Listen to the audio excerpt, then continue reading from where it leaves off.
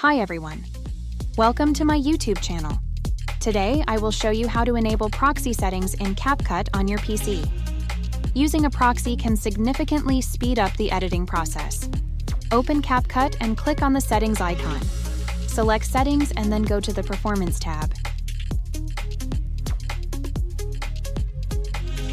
In this tab you will find the proxy option.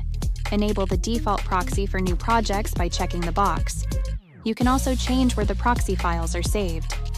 Additionally, you can view the total size of all saved proxy files on your computer. After completing the settings, click Save. For existing projects, you can check if Proxy Mode is enabled on the right side of the screen. To change these settings, click Change in Performance Settings.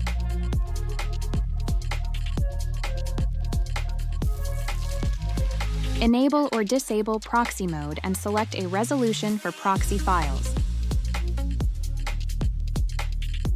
Click Save to apply the changes to the specific project.